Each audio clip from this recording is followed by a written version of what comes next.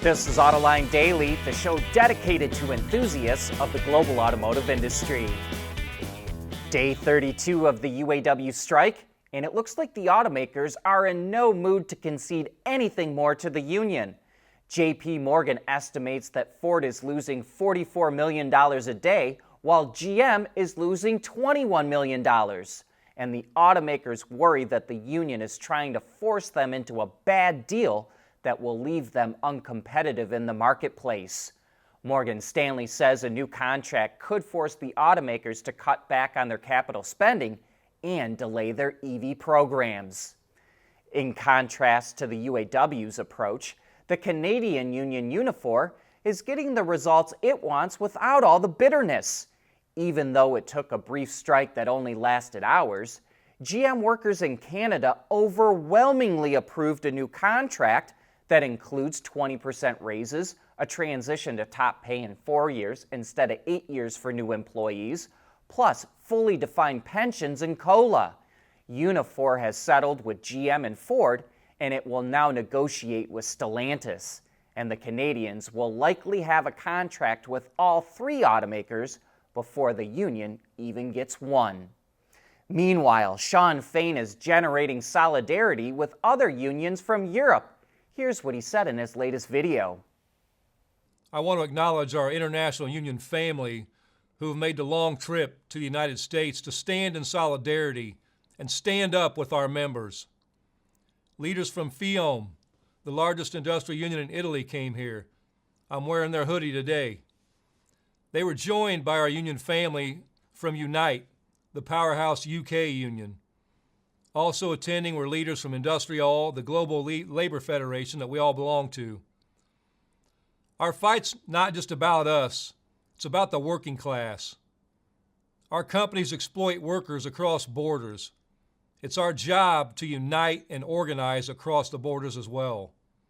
While Fain is talking about working with European unions, we wonder if he'll reach out to unions in Mexico as well. Okay, let's move past our union coverage. GM's autonomous division Cruise is expanding its business. It's now offering rides to the public in Houston for its driverless service. And the company says it updated its vehicles to improve interactions with emergency vehicles and first responders after several incidents. By working with the police, EMS, and fire officials, Cruise's vehicles can better recognize an emergency situation, exit a scene more quickly, and have improved emergency vehicle prediction behavior. Cruise has also made it so first responders can move a vehicle manually if they need to. At Schaeffler, we pioneer motion. Electrifying mobility, manufacturing smarter, reducing CO2 emissions, making energy production clean. Schaeffler pioneers motion to advance how the world moves.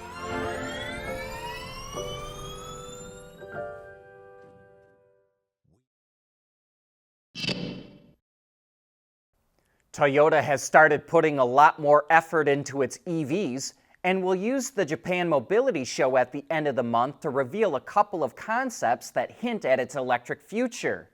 The FT3E is an SUV that looks like it could have a similar shape to the Jaguar I-Pace and will display the charge level and interior temp and air quality on a long band that stretches across the lower part of the front doors. And the FTSE is a sports car that is meant to have a more immersive driving experience with several display screens mounted around the rectangular steering wheel. Toyota recently showed how it's going to take a more modular approach to vehicle manufacturing, and despite the big differences in these concepts, they'll share major components with each other.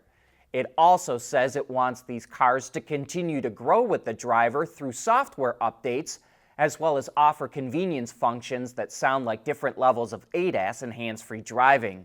We'll learn more when the Japan Mobility Show kicks off on October 26th. California has already mandated that all new car sales must be electric by 2035, and now it's mandating that all new school buses must also be electric by the same time.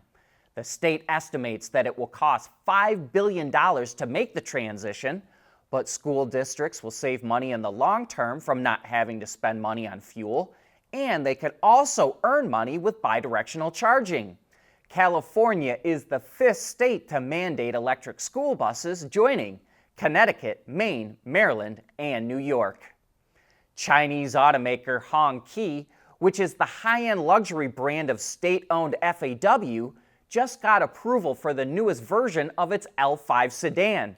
Not much has changed from the all-new model that came out in 2014, other than a bigger grille and a two-tone paint job, but with an intended target of high-ranking Chinese officials and the ultra-wealthy, the L5 has some impressive stats that are hard to pass up.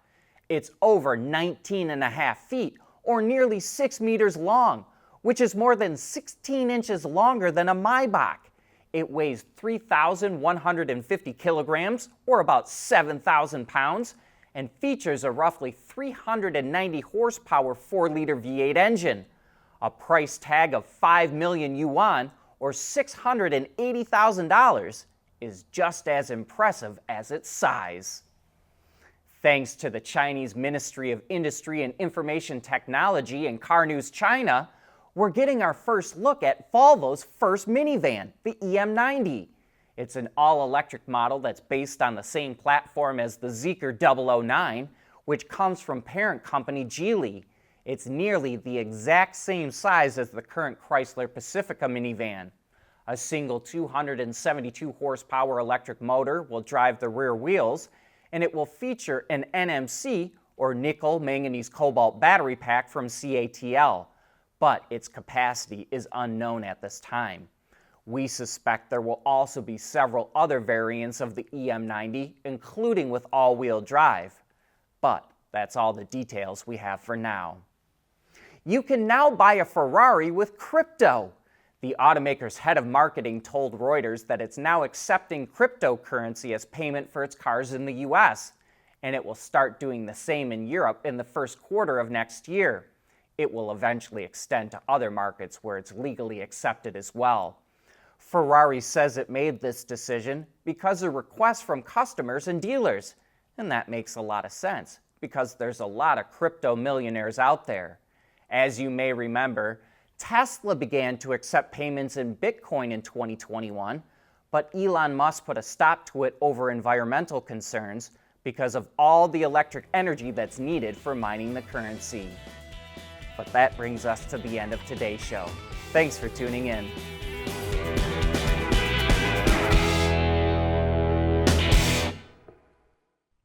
Autoline Daily is brought to you by Bridgestone, solutions for your journey. Intrepid Control Systems, over-the-air engineering, boost your game. And by Scheffler, we pioneer motion.